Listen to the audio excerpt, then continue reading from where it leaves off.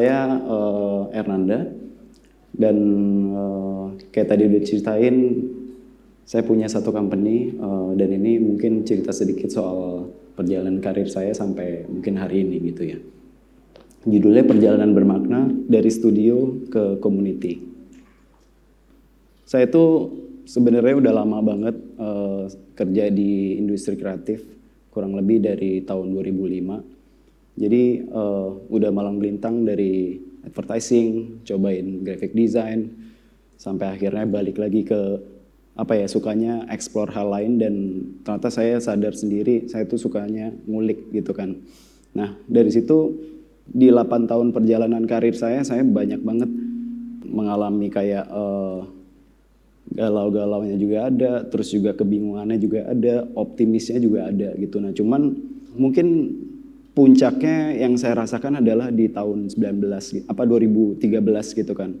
Nah di situ banyak hal yang terjadi dalam hidup saya lah. Salah satunya misalnya saya mau menikah kan. Terus berencana menikah itu saya sempat nanya ke istri saya kayak ini gimana ya?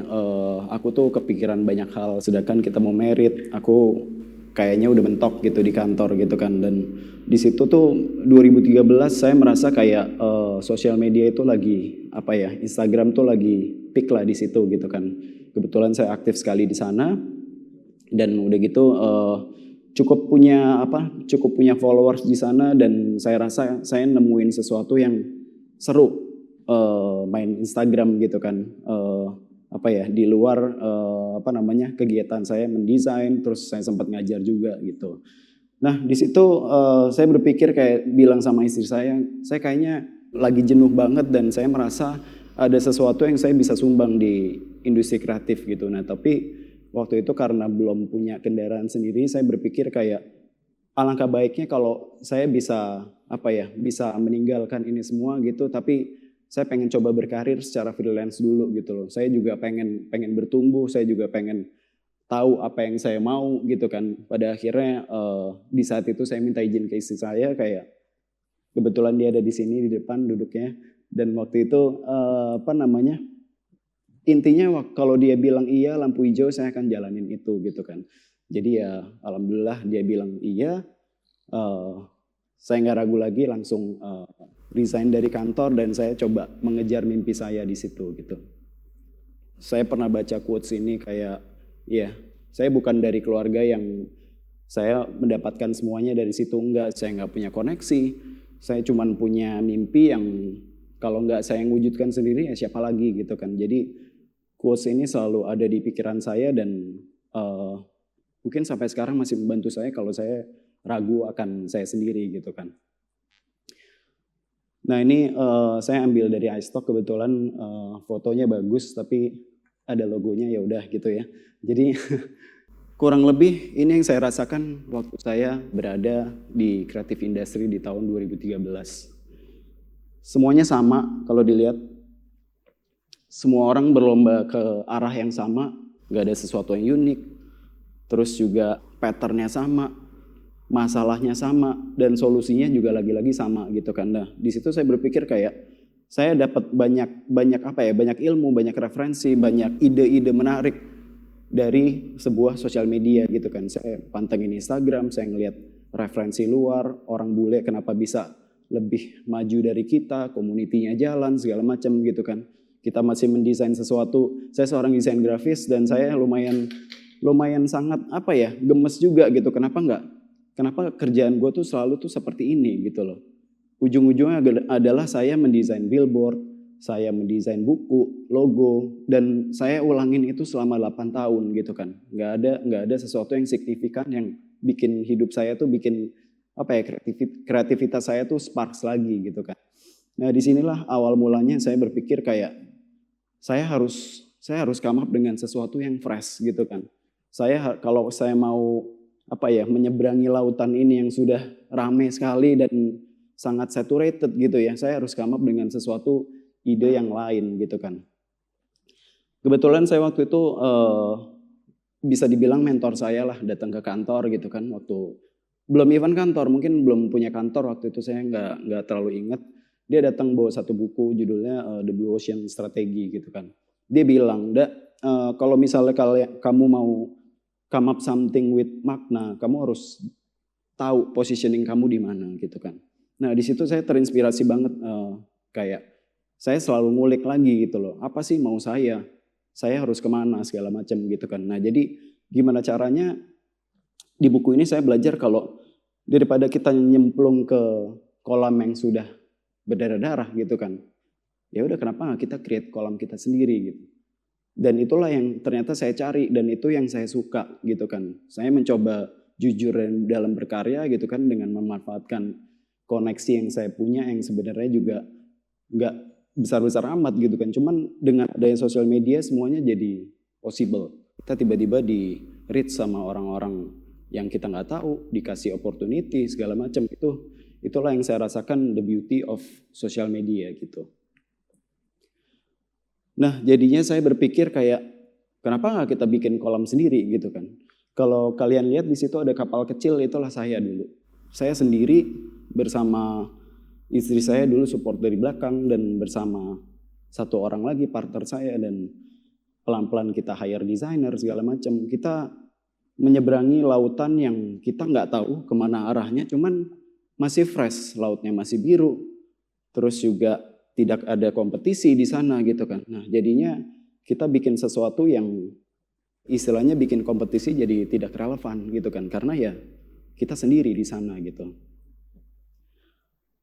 Saya selalu bilang sama teman-teman saya, ya udah kita seru sendiri deh, kita asik sendiri gitu, dan gak ada salahnya asik sendiri gitu kan. Nah kalau misalnya saya sempat menganalogikan ada brand namanya Antisocial Social Club gitu kan. Kalau saya bikin brand mungkin dulu namanya Asik Sendiri Club gitu. Karena buat saya ternyata ada serunya ya. Kita asik nggak diganggu kiri kanan, terus kita juga sangat bisa fokus mengejar apa yang kita mau gitu kan. Nggak ada rules kiri kanan yang dari dulu mungkin udah nggak relevan gitu kan. Jadi saya juga ya udah hantem aja terus gitu jalan.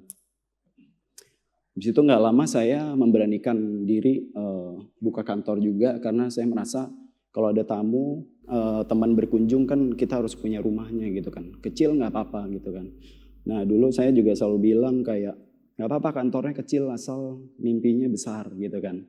Dan sampai sekarang ya saya juga tetap punya prinsip gitu. Kita kalau mau belajar sesuatu, kita mau berhasil di dunia ini atau kita harus come up dengan sesuatu yang baru, itu kita nggak boleh menolak apapun yang datang ke kita gitu loh. Dan makanya saya selalu punya prinsip sama anak-anak, udah deh nggak usah pilih-pilih kerjaan gitu kan. Pokoknya apapun yang datang ke kita related to the design, creativity, terus desain grafis, itu pasti kita terima gitu. Dan kalau misalnya toko kelontong kita juga punya gitu kan. Istilahnya saya juga namanya palu gasa, palu mau gue bisa gitu. Jadi kadang sesuatu yang kita belum pernah kerjain pun kalau kliennya mau berkolaborasi, ayo kita juga mau gitu kan, mau membantu mereka gitu. Dan kita nggak mau melabeli kantor kita dengan advertising agency atau branding agency atau apapun gitu. Kita selalu berpikir nama kita harus Creative Lab. Karena ya di ruang sekecil ini kita beneran berlaku seperti ya udah seperti ilmuwan gitu kan. Kita selalu bereksplor, kita selalu ada di laboratorium kreatif gitu kan. Kita eksplor hal-hal baru dan segala macem gitu. Semuanya kita kerjain gitu kan. Dari advertising sampai website dan kita selalu taruh di bawah kredensial kita tuh and more to be discovered. Karena teknologi juga udah maju, kita nggak akan pernah tahu kan di depan tuh ada apa gitu. Jadi kita udah nggak zaman menurut saya, kita saklek di bidang kita gitu. Selalu ada opportunity baru dan zaman tuh selalu berubah gitu kan. Termasuk teknologi. Dan saya selalu punya prinsip kalau apa yang kita suguhin itu harus simpel, harus sederhana gitu. Karena desain itu nggak ribet gitu kan. Desain itu sangat simpel. Easy to understand, terus message-nya harus clear dan harus accessible ke orang-orang. Dan buat kita di makna, design skill, human skill, itu adalah caranya makna gitu ya. Jadi kita selalu sisipin komunikasi di situ gitu loh. Jadi with the clear message dan visual yang menarik seperti itu. Dan ini juga salah satu klien kita dulu juga beneran bisa dibilang nggak ada relasi sedikit pun, dan beneran kita berkarya dapat klien tuh dari apapun yang kita hasilkan. Dan alhamdulillah sampai sekarang juga kita kerja sama tiket.com, kita dipercaya bikin TVC, terus bikin campaign-nya Gojek, dari handphone, sampai kita bikin dipercaya jadi konsultannya Starbucks Reserve Dewata terbesar di Asia. Nah, itu semua dari akumulasi dari apapun yang kita kerjakan dengan jujur dari dulu. Gitu. Ini juga salah satu klien kita ditanya, kita pernah nggak bikin TVC gitu? Kita belum pernah, tapi kalau misalnya klien mau bekerja dengan kita, ayo kita juga willing to try gitu. Amazon Web Service juga salah satu klien kita kurang lebih 2 tahun lalu. Nah, setelah udah puas gitu ya, bukan puas sih, maksudnya kayak kita selalu banyak explore campaign ideas, terus kita ngerjain branding, apapun itu yang berhubungan dengan desain gitu. Kita juga selalu merasa kayak kita nggak bisa nih stop di sini aja gitu kan. Jadi akhirnya saya mikir kayak apa ya yang bisa kita share ke orang-orang gitu. Apa ya yang pengalaman kita yang bisa kita share ke audiens gitu kan. Jadi pengen banget kita punya satu corong yang bisa kita bagikan ke orang-orang gitu kan. Dan di 2018 ada tiba-tiba kayak teman kita gitu ya datang, kayak dia membagikan satu ide kayak, Mas mau nggak kita bikin sesuatu gitu kan dari makna gitu. Dan dari dulu memang mimpi saya kayak pengen banget message yang kita translate itu yang kita pikirkan itu bisa di-share ke orang-orang gitu loh. Caranya ya mungkin dengan podcast gitu kan. Jadi ya di tahun 2018 begitu kita bikin Makna Talks, kita merasa kayak oke, kita beda nih. Kita bisa diakses sama orang-orang, which is itu yang selalu jadi mimpi kita juga gitu kan. Dan saya juga percaya kayak ide atau desain atau sesuatu grafis yang kita suka segala macam itu harusnya bisa dinikmati dengan cara lain. Jadi waktu di tahun yang sama kita juga kepikiran dan kita dapat kesempatan kayak waktu pindah ke kantor yang baru, gimana caranya bisa nge-serve tamu kita gitu kan. Bisa datang ke kantor, kita ngobrol yang enak dengan cara apa, kita suka minum kopi, akhirnya kita bikin namanya Makna Coffee. Dan di sini juga saya bilang kayak kita harus bikin sesuatu yang dari apa yang kita suka gitu, which is itu selalu prinsip yang selalu kita pegang sampai sekarang di Makna gitu kan. Mau itu podcast, mau itu kopi, mau itu apapun itu harus base dari apapun yang kita suka gitu. Dan selalu balikin lagi, core-nya adalah desain grafis. Kita ada thinking di situ, kita ada pesan yang orang lain juga nggak cuma nikmatin kopinya, cuman ada pesan-pesan yang mereka bisa ambil seperti itu. Dan ternyata juga jalannya setelah kita coba bikin sesuatu, kita kolaborasi dengan klien, ternyata ada lagi cara desain itu untuk bisa diakses sama orang lain gitu.